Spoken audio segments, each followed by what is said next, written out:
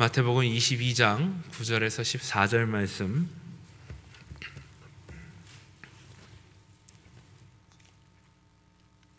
찾으셨으면 제가 봉독하겠습니다. 내거리 길에 가서 사람을 만나는 대로 혼인잔치에 청하여 오라 한데 종들이 길에 나가 악한 자나 선한 자나 만나는 대로 모두 데려오니 혼인잔치에 손님들이 가득한지라. 임금이 손님들을 보러 들어오실새 거기서 예복을 입지 않은 한 사람을 보고 이르되 친구여 어찌하여 예복을 입지 않고 여기 들어왔느냐 하니 그가 아무 말도 하지 못하거늘 임금이 사환들에게 말하되 그 손발을 묶어 바깥 어두운 데에 내던지라. 거기서 슬피 울며 이를 갈게 되리라 하니라. 청함을 받은 자는 많되 택함을 입은 자는 적으니라. 아멘. 예수님의 혼인잔치의 비유입니다. 천국은 마치 혼인잔치와 같다, 이렇게 시작을 합니다. 오늘 예수님의 첫 번째 공생에도 가나의 혼인잔치로부터 시작을 하셨습니다. 혼인잔치의 비유를 통해서 구원의 삶의 기쁨, 천국의 즐거움의 기쁨을 우리에게 말씀해 주고 있습니다. 호세아 2장 20절에 보면 네게 장가 들리니 내가 여호와를 알리라, 그런 말씀이 있습니다. 오늘 예수님은 구약의 말씀을 사용하셔서 하나님께서 그의 아들을 위해 기쁨과 희락의 혼인잔치를 베풀어 주셨다고 말씀하고 있습니다. 어떤 임금이 최고의 음식을 장만하고 혼인잔치를 배설하였습니다.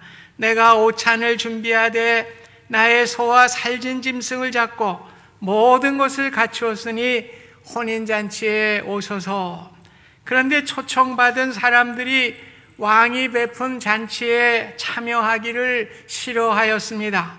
그들이 돌아보지도 않고 한 사람은 자기 밭으로 한 사람은 자기 사업하러 갔다고 말씀하고 있습니다. 어떤 사람은 자신이 밭을 새로 샀기 때문에 밭을 돌봐야 되기 때문에 가지 못한다고 그랬습니다. 또 한 사람은 자신의 사업이 바쁘기 때문에 갈 시간이 없다고 사양을 하였습니다. 이 초청은 갑작스럽게 이루어진 것이 아니었습니다. 그 당시 근동 지방에서는 손님을 초청하게 될 때 먼저 초청장을 보내게 됩니다.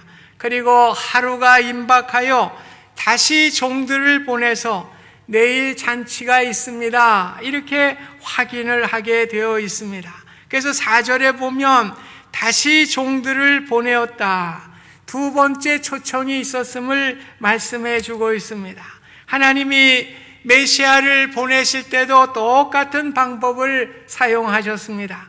구약의 예언자와 선지자들을 통해서 메시아가 오실 것을 말씀하셨고, 이제 예수님이 오시기 전 6개월 전에 세례 요한을 먼저 보내셔서 예수님이 이제 오실 것을 선포해 주셨습니다. 이렇게 예고를 해 주었지만은 심지어 그 남은 자들은 종들을 잡아 모욕하고 죽였다고 말씀하고 있습니다. 예수님은 천국 복음을 전하기 위해서 이 땅에 오셨습니다. 하나님을 알게 하고 하나님의 자녀가 천국 백성이 되게 하시기 위해서 오셨지만은 그들이 예수님을 거부할 뿐만 아니라 심지어 예수님을 십자가에 못 박는 잘못을 범하게 되었습니다. 그래서 초청했던 임금이 노하여 군대를 보내어 그 살인한 자들을 진멸하고 그 동네를 불사르게 됩니다. 임금은 자신의 종들에게 다시 이야기를 합니다. 혼인잔치는 준비되었으나 청한 사람들은 합당하지 아니하니 내 거리 길에 가서 사람을 만나는 대로 혼인잔치에 청하여 오라. 종들이 길에 나가 악한 자나 선한 자나 만나는 대로 데려오니 혼인잔치에 손님들이 가득 차게 되었다고 말씀하고 있습니다. 임금은 혼인잔치에 참여한 손님들을 보러 나왔습니다. 그런데 거기서 예복을 입지 않은 한 사람을 보게 되었습니다. 옛 근동에서는 왕을 만나기 위해서는 왕이 보내준 예복을 입고 들어가야만 했습니다. 임금이 혼인 예복을 준비해 보내주었는데 왜 그 예복을 입지 않고 온 것을 보고 의아해하면서 친구여 어찌하여 예복을 입지 않고 여기 들어왔느냐 하니 그가 아무 말도 하지 못하였다 말씀합니다. 임금이 사환들에게 말하되 그 손발을 묶어서 바깥 어두운 데에 내던지라. 거기서 슬피 울며 이를 갈게 될지라 말씀했습니다. 잔치의 자리는 밤중이지만은 불을 환히 밝혀놓고 있기 때문에 환한 곳입니다. 그러나 그 바깥은 어두운 곳입니다. 이는 천국과 지옥을 대조해서 말씀해주고 있는 말씀입니다. 예수님은 결론으로 청함을 받은 자는 많되 택함을 입은 자는 적도다 말씀하시고 비유의 말씀을 마치시게 되었습니다.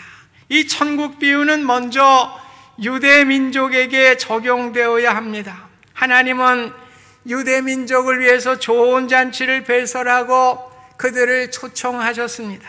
그런데 그들은 이 초청을 거절하였습니다. 밭을 사러 간다, 사업 때문에 바빠서 핑계를 대고 가지를 않았습니다. 막상 예수님의 세상에 오셨지만은 그들은 사실은 관심이 없었습니다.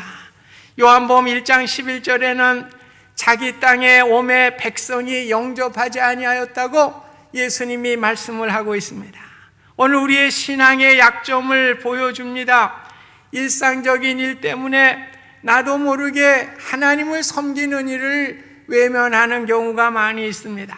우리의 삶의 목적이 상실되게 될 때에 우리는 더욱더 우리의 삶에 집착하게 되는 것이 우리의 모습인 것입니다. 마태복음 16장 16절에는 베드로의 유명한 신앙 고백이 있죠. 주는 그리스도시요 살아계신 하나님의 아들이십니다. 이 신앙의 고백 위에 예수님은 교회를 세우겠다고 말씀을 하셨습니다. 베드로가 신앙 고백을 했던 가이사 빌립보 지역은 바알 숭배로 유명한 곳입니다. 바알의 신전이 14개나 있었던 곳입니다. 또한 헤롯 왕이 로마 황제를 위해서 화려한 대리석으로 그 신전을 지었던 화려하기가 이를 바 없는 그러한 장소였습니다. 화려한 세상, 종교 역사의 한복판에서 이 반석 위에 교회를 세우리니 음부의 권세가 이기지 못하리라. 주님의 말씀은 매우 의미심장한 말씀입니다. 신앙은 가난하고 어려울 때보다 부유하고 편안할 때에 지키기가 더욱 어려운 것입니다. 예수님은 이러한 부유한 환경 속에서 베드로의 신앙의 고백을 매우 귀하게 여기신 것입니다. 오늘 그 부유한 환경이지만은 오늘 주는 그리스도시요 살아계신 하나님의 아들이십니다. 이러한 훌륭한 고백 위에 교회를 세우시겠다고 예수님이 말씀을 하신 것입니다. 오늘도 우리에게 비즈니스와 사업, 직장 모두가 다 중요합니다. 그러나 우리의 우선순위는 신앙의 기초 위에 우리의 삶을 세워나가는 것이 더 중요한 것입니다. 오늘 초청을 거부한 사람들은 신앙이 없었다고 할 수는 없습니다. 그들의 가치관이 세상을 더 우선시했기 때문에 오늘 그 잔치에 참여하기를 거부하게 된 것입니다. 노아의 시대 사람들은 어떠했습니까? 먹고 마시고 시집가고 장가가는 일상적인 것이 우선이 되었다고 말씀을 합니다. 먹고 마시고 시집가고 장가가는 일, 그리스도인들에게도 매우 중요한 일입니다. 그러나 우리의 우선은 삶의 주인이 나의 주님이 되시고 주님께 우리의 모든 것을 맡기고 살아가는 것이 우리의 가장 우선순위인 줄 믿습니다. 무관심에서 더 나아가 이제는 핍박하는 무리들도 생겨나게 됩니다. 그들은 심지어 보낸 선지자들을 학대하고 죽였습니다. 그들은 마침내 하나님의 아들 예수 그리스도까지도 십자가에 못 박아 죽이게 되는 결과를 가져왔습니다. 당시의 종교 지도자인 대제사장들과 바리새인들과 서기관들과 사두개인들을 말씀해주고 있는 내용입니다. 임금은 이들의 모습을 보면서 분노하였습니다. 임금은 군대를 보낸 살인한 자들을 멸하고 동네를 모조리 불사르게 되었습니다. 실제적으로 예수님이 돌아가시고 40년 후에 기원 70년에 로마의 디도 장군에 의해서 예루살렘 거리와 예루살렘 성은 불을 타버리게 되고 피로 물들게 되는 어려움을 겪게 되었습니다. 살아남은 자들도 그곳에 살 수 없어서 세계 각처로 흩어지게 되는 어려움을 갖게 되었습니다. 하나님은 아들이신 예수 그리스도를 거절하고 불신앙으로 가득 찼던 예루살렘을 심판하지 않을 수가 없었습니다. 오늘도 얼마나 많은 무신론자들이 있는지 모릅니다. 심지어 하나님과 예수님을 모독하는 사람들이 얼마나 많이 있는지 모릅니다. 심지어 교회를 출입하면서도 하나님의 말씀을 경멸합니다. 말씀에 도전하는 사람들에게 이러한 경고의 메시지가 오늘 주님으로부터 전해지는 것입니다. 여러분, 이러한 경고의 말씀을 바로 받아들일 수 있기를 바랍니다. 유대인들이 초청을 거부하자 임금은 사환들을 보내 만나는 사람마다 모두 다 혼인잔치에 초청을 하게 되었습니다. 하나님은 마침내 이 복음을 이방인들에게 주라고 초청을 하신 것입니다. 거기에는 세상에서 버림받은 세리와 창기들, 사마리아 사람들과 이방인들이 모두 초청을 받게 되었습니다. 새롭게 초청받은 혼인잔치에 저와 여러분들이 포함되었다고 하는 사실을 기억하실 수 있기를 바랍니다. 이 초청은 은혜의 초청입니다. 자격도 없는 우리들을 부르시는 하나님의 은혜입니다. 우리는 하나님의 은혜를 입은 자들입니다. 하나님은 사람을 초청하실 때에 겉으로 나타나는 지식이나 외모나 재산에 의해서 부르신 것이 아니라 무한한 자비와 긍휼로 사랑으로 우리를 부르시게 된 것입니다. 그래서 고린도전서 1장 27절 이하에 보면 하나님은 세상에 미련한 자들을 택하사 지혜 있는 자들을 부끄럽게 하신다고 그랬습니다. 세상에 약한 것들을 택하사 강한 자들을 부끄럽게 하신다고 그랬습니다. 천한 것들과 멸시받는 것들과 없는 것들을 택하사 있는 것들을 폐하려 하신다고 말씀하시면서 자랑하는 자는 주 안에서 자랑하게 하려 하심이라, 그렇게 말씀을 주셨습니다. 사랑하는 성도 여러분, 하나님의 은혜 때문에 믿음으로 말미암아 구원을 받았다고 하는 사실을 우리가 감사히 받으실 수 있기를 간절히 바랍니다. 은혜란 받을 만한 자격이 없고 공로가 없는 자들에게 하나님이 일방적으로 베풀어 주시는 하나님의 사랑과 호의인 것입니다. 저와 여러분들이 하나님께서 베푸신 사랑과 은혜로 인해서 우리가 초청된 잔치에 참여할 수 있게 된 것을 감사하실 수 있기를 간절히 바랍니다. 예수님은 복음의 은혜와 축복을 혼인잔치로 말씀해 주셨습니다. 하나님은 아들 되시는 예수 그리스도 안에서 세상의 모든 사람을 위하여 풍성한 혼인잔치를 배설해 주셨다고 말씀하고 있습니다. 하나님은 우리의 죄를 용서해 주시고 이 세상 살아가는 동안에 평안과 소망을 주시고 장차의 영광스러운 삶을 살아가기 위해서 혼인잔치를 베풀어 주신 것입니다. 혼인잔치의 방법을 보면은 임금이 모든 것을 다 준비를 하였습니다. 우리를 영접할 모든 준비를 다 갖추어 주셨습니다. 우리의 죄와 허물까지도 문제가 되지 않게 깨끗하게 하실 준비를 다 해 주신 것입니다. 그런데 우리가 해야 할 한 가지가 있습니다. 임금이 보내준 예복을 입어야 하는 것입니다. 예복을 입기 위해서는 자신이 입었던 옷을 벗어야 합니다. 내가 입고 있었던 헌 옷을 우리는 벗어야 됩니다. 우리가 교회에 출석을 하고 있지만은 내 생각을 가진 분이 있어요. 내 철학을 가진 분이 있어요. 내 방법의 옷을 입고 교회에 나오시는 분이 있습니다. 아직도 교회 안에서 주님이 이렇게 말씀하셨습니다, 이렇게 얘기하지 않고 내 생각에는, 내 방법에는, 내가 방법 경험하는 바에 의해는 이렇게 이야기하는 분들이 있습니다.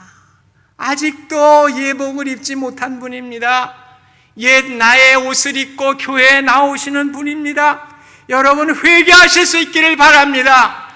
교회는 말씀을 이야기하는 곳입니다. 하나님의 말씀을 선포하는 곳입니다. 하나님의 말씀을 우리가 나누는 곳입니다. 인간의 생각을 나누는 곳이 아닙니다. 우리는 옛 나의 옷을 입고 나오지 않는가? 우리 자신을 돌아볼 수 있기를 바랍니다.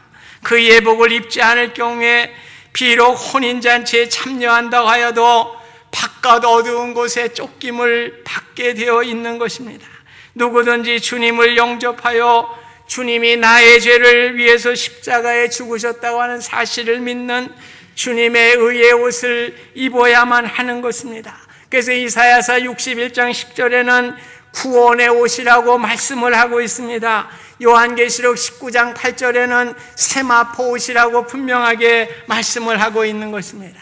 로마서 10장 9절 10절에 내가 만일 내 입으로 예수를 주로 시인하며 또 하나님께서 그를 죽은 자 가운데서 살리신 것을 내 마음에 믿으면 구원을 받으리라. 사람이 마음으로 믿어 의에 이르고 입으로 시인하여 구원에 이르느니라 말씀하고 있는 것입니다. 우리는 주님의 십자가의 그 죽음으로 인해서 내가 구원함을 받은 것을 고백해야 되는 것입니다. 주님의 부활로 인해서 내가 부활에 참여할 수 있는 것을 고백할 수 있는 그 예복을 우리가 입어야만 하는 것입니다.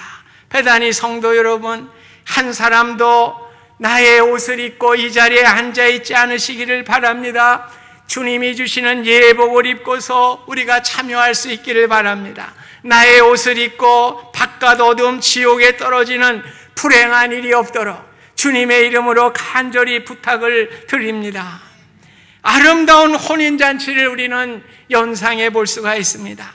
많은 사람들이 모인 축하의 잔치에서 모든 사람이 그 화려함에 숨소리를 죽이는 상황에서 주님이 걸어오셔서 저와 여러분의 손을 잡으시고 이끌어 가셔서 아버지께 소개를 한다고 생각을 해 보십시오.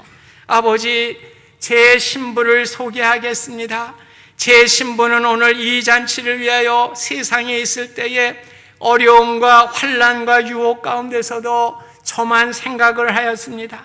이 날을 고대하면서 믿음으로 살아온 저의 훌륭한 아내를 아버지께 소개해 드립니다. 얼마나 멋있는 그림입니까? 이러한 미래의 그림을 바라보면서 우리로 하여금 세상에서 어려움과 고난 가운데서도 주님의 부르심에 응답하며 나아갈 수 있는 소망의 삶이 되실 수 있기를 주님의 이름으로 부탁드립니다. 오늘도 지속적인 하나님의 초청에도 불구하고 사람들은 지속적으로 사양을 하고 있습니다. 여러 가지 변명을 들어 초청을 거절하고 묵살하고 나 몰라라고 하는 경우가 많이 있습니다. 가나의 혼인잔치를 시작으로 공생애를 시작하신 주님은 마지막에도 우리에게 영원한 혼인잔치를 우리에게 베풀어 주십니다. 이 초청은 인생의 참 만족과 기쁨이 어디에 있는지를 우리에게 깨닫게 해 주시는 것입니다. 천국잔치는 주님이 믿는 순간부터 우리는 시작되게 되는 거예요. 하늘나라에서 우리가 완성되는 것이 바로 혼인잔치의 모습인 것입니다. 떡을 만들라, 명예와 권력을 만들라. 오늘도 우리에게 사탄은 끊임없이 속삭입니다. 예수님은 그렇게 말씀하지 않았어요. 사람이 떡빵으로만 사는 것이 아니다. 하나님의 입으로 나오는 모든 말씀으로 살 수 있는 것을 말씀해 주셨습니다. 오늘 주님과 함께하는 즐거움은, 풍성한 잔치의 즐거움은 세상의 빵이나 권력이나 물질이나 어떠한 명예로 얻어지는 것이 아닌 것을 말씀하고 있는 것입니다. 오늘 내 삶에 일어나는 온갖 갈등과 불만족과 부조리의 원인은 어디에 있습니까? 나의 죄 때문에 있는 거예요. 이 죄의 문제를 해결하기 위해서 우리 주님께서 십자가를 지신 것입니다.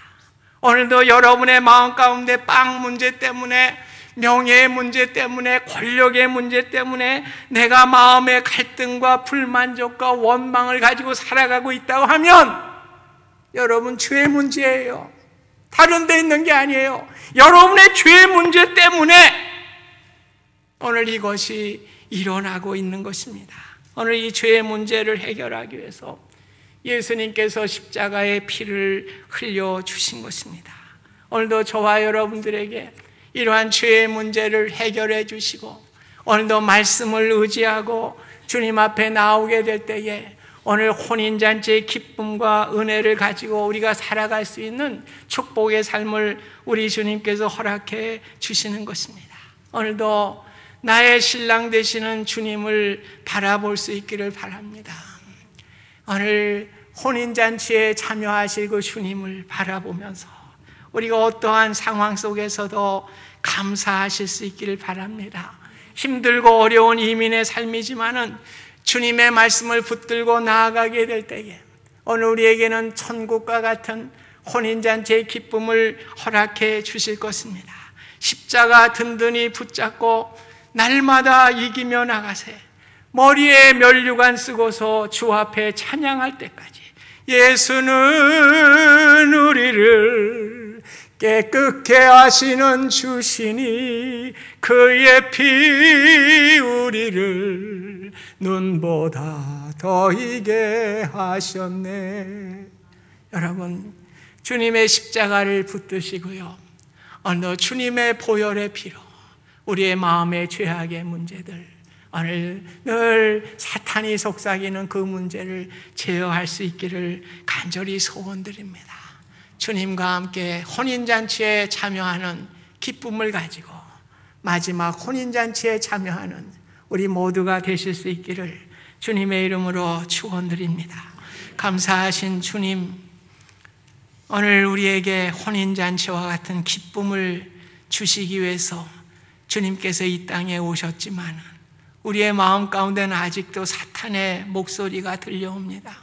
빵, 물질, 권력, 명예를 우리가 그것이 행복이라고 하는 사탄의 음성을 들으며 따라갈 때가 얼마나 많이 있습니까? 주님, 저희들의 죄의 문제를 해결해 주시고 주님께서 주시는 예복을 입게 하여 주셔서 우리가 혼인잔치의 즐거움과 기쁨을 누리며 살아갈 수 있는 우리 모두가 될 수 있도록 하나님 축복하여 주시옵소서. 오늘도 믿음이 아직도 분명하지 못해서 구원의 확신이 없는 자들이 있습니까? 주님 긍휼히 여겨 주시옵소서. 세상의 말, 세상의 과학, 세상의 지식, 세상의 철학을 가지고 하나님의 말씀을 예단하지 않게 하시고 하나님의 말씀을 불공경하게 보는 누련 어리석은 자들이 되지 않게 하여 주시고 오직 주님의 말씀을 받아들이고 말씀으로 구원받아 구원의 예복을 가집고 즐거움에 참여 우리 모두가 될 수 있도록 하나님 인도하여 주시옵소서. 예수님의 이름으로 기도하옵나이다. 아멘.